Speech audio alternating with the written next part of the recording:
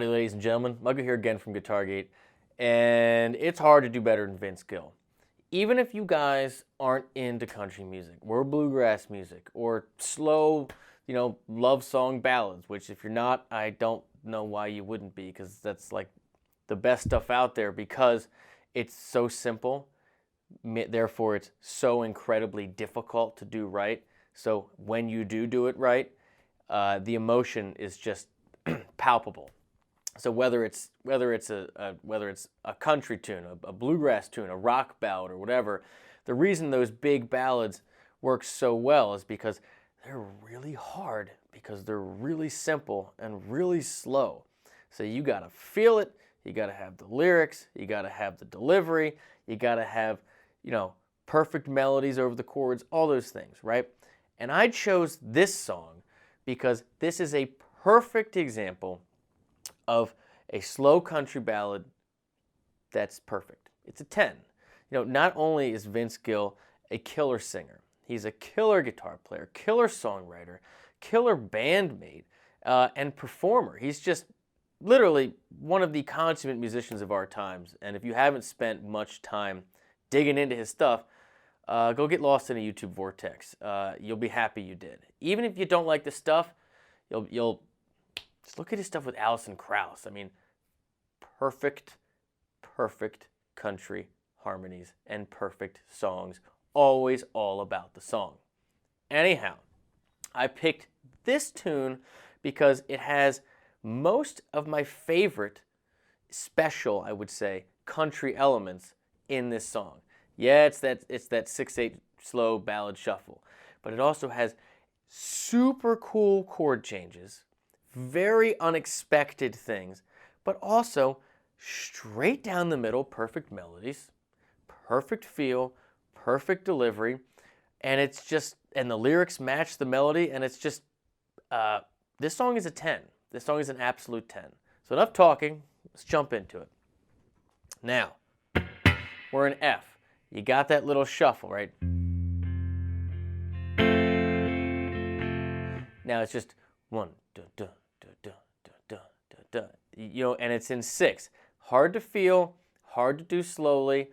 It's simple, but it's very challenging. It's so easy to rush. I rush it all the time.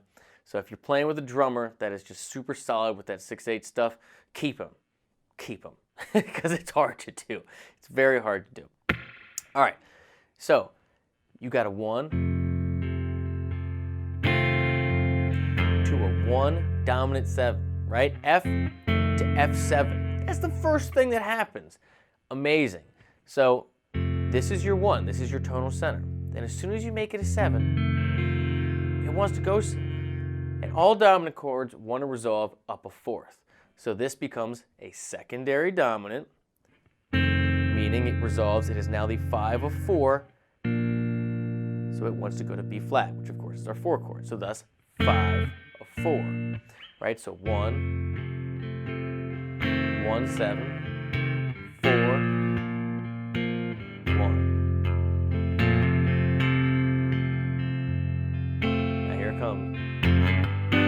That's the 2, 5. That is a country 2. For those of you that don't have a lot of country 2s in your life, change that because it's awesome. A 2 chord is typically minor, right? If you're in the key of F, your 2 chord's G minor. No, G7, baby. Where's that want to go? What's that want to do? That, of course, has become a 5 chord, which wants to resolve up a 4th. This is a functioning secondary dominant. So G7 is now 5 of 5, so it wants to go to C7, which is 5 of 1, which wants to go back to our tonic F, right? So I got now 1, back to 4, quick 4, 5. Now it has this little turnaround. Now what's cool about this turnaround is that it's generally diatonic in the bass, going up, right? Turnarounds always, are from 5 to 1, and so it starts on the 5 C, C, D, E, F. That is diatonic, right? That is major, 5, 6, 7, 1. And you can harmonize it with thirds or however you want. But if you listen to the track, if you listen to do it live, oftentimes there's what's called contrapositive motion, meaning something going up and something going down. So you might have someone up top starting from the C going. At the same time, you have. And now this could be chromatic. You could start from, say the fifth of your 5 chord and walk down to your third. Like you can make it as bluesy as you want it. But if you listen to it, you'll hear that there's typically something going down and something going up. The point I'm trying to make here is that when you're working out these arrangements with your band, make sure that you work out every single note so that it doesn't clash. Don't just wing it, unless, of course, there's just one of you doing it. All right, so once you get there, you get to the chorus. And what happens in the chorus is another one of my most favorite straight-up country moves, right? These aren't complicated chords, but they accentuate the function that really builds the tension which gets released, right? I know I'm talking a lot. Check it out. You have F. Same as this F. I'm just doing a different shape. Now, if you remember in the verse, it went F to F7, right? So quite literally, you have an F, and then you have an F with an E flat in it, right? Now, what happens when you go to the chorus? It goes F, and then it goes this F major triad down to an E flat major triad. So you're playing the whole major triad of that flat 7th chord, right? But what does the bass do? The bass doesn't do F to E flat. No. The bass plays it like a 5 chord, right? So it goes F to C minor 7, which of course is E flat major over C in the bass. So you actually have a minor 5 chord coming from your 1. How cool is that? Why do they do it? 1, to accentuate that 1 to flat 7, which was initialized, that was introduced in the verse. But then 2, to give that root movement of a 1 to a 5, which of course then after that keeps going down to the 4, B flat, and back to the 1. So it solves those 2 issues with 1 move and really sells what was introduced in the verse. Killer, absolutely killer. So it does that a few times. So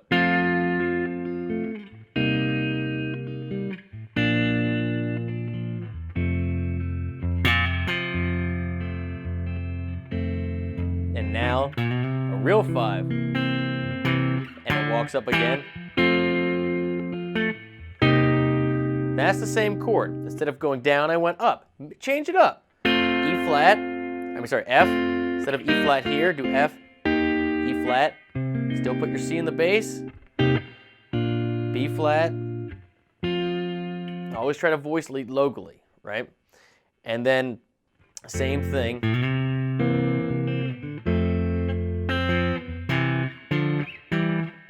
So then it would go back to the verse, with the exception of the last time. And this is my favorite part of the whole tune arrangement-wise.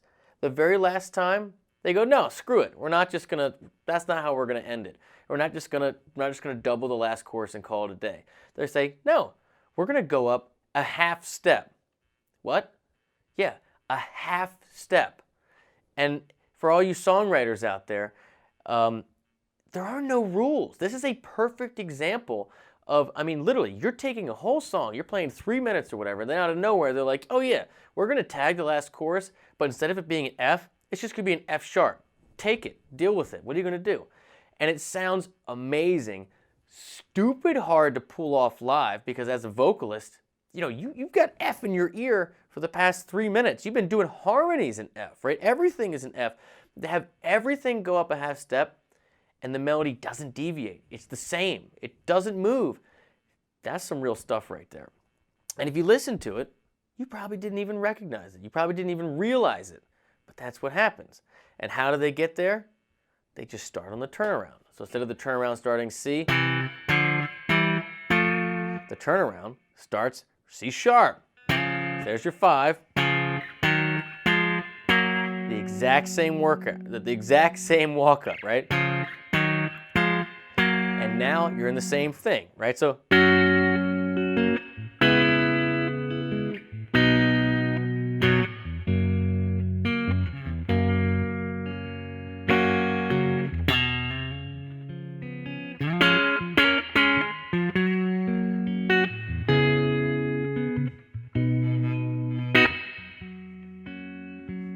I mean, how cool is that? So they tag it at the end a couple times, but just a killer arrangement. All right, so now for the melody. Again, F, straight down the middle, F major pentatonic. Yes, you can do slurs and bends around your minor thirds or whatever, but this is, even though we have a country 2 in there, we got that flat 7, we got that minor 5 chord in the chorus. This melody doesn't move. It doesn't deviate. Classic stuff. Hangs on the 9 when you're implying a 5 chord, right? All the basic stuff, if you guys have seen a lot of my videos, you've seen me talk about. Things you want to memorize, which intervals are in major melody lines. Nails them all perfectly. Perfect harmonies. That's what sells the tune, right? You got all this complex stuff, very hard to play. But simple, just hard.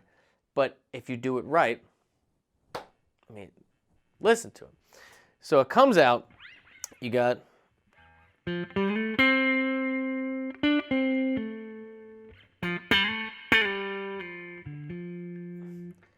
basic F major.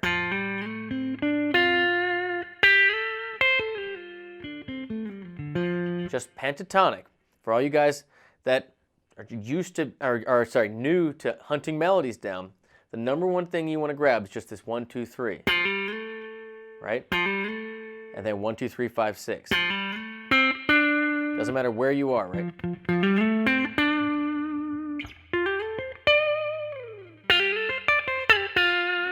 So it starts right there.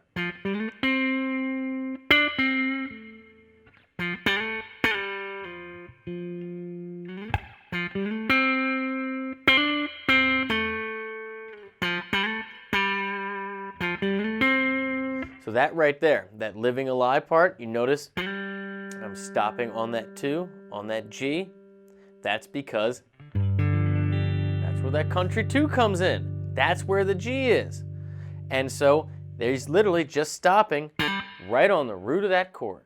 Because even though you might think you should accentuate that B in G7, which of course you can when you're taking leads and improvising. That's not what he's singing though. Yes, you can harmonize that, but the real place you want to start when learning melodies like this is just where on the single line, where within 1 to 2 spaces, 1 to 2 jumps, can you find a chord tone? And then you build harmonies and you expand on that. So it's just and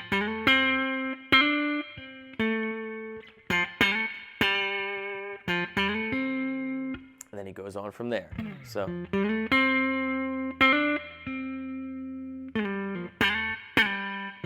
and now comes the tag. But no one answers when I call.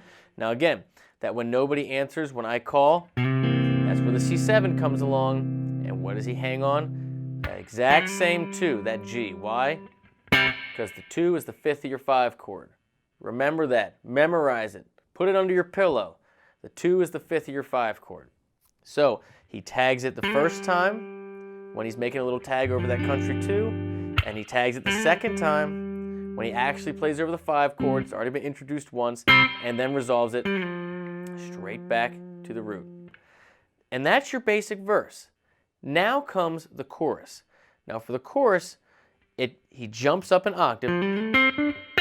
Here's your F, right? You don't have to do it here. You could do it, here, or here. But I like to keep things pretty localized. And it goes.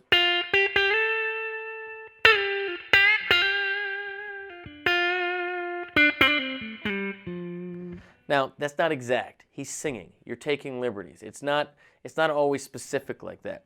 But you're definitely doing the 1, 2, 3. You're starting on the third of, coming from F, and then it's over that C sharp, or over that C minor 7.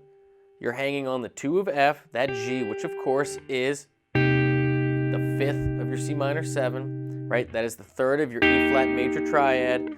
That's why you're hammering on that.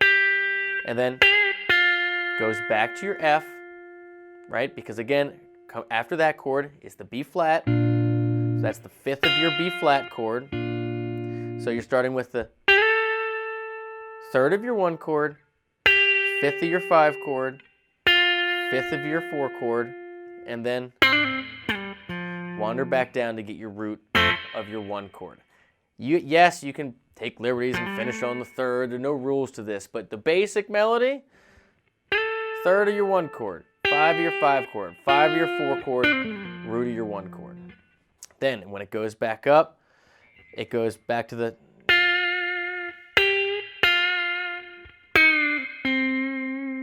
again, 1, T's the 1, finish on the C, which is the root of your 5 chord, which is over your C. Then it goes back up.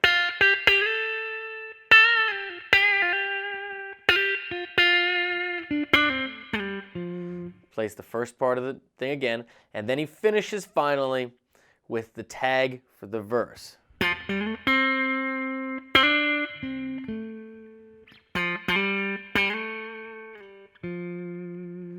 Right?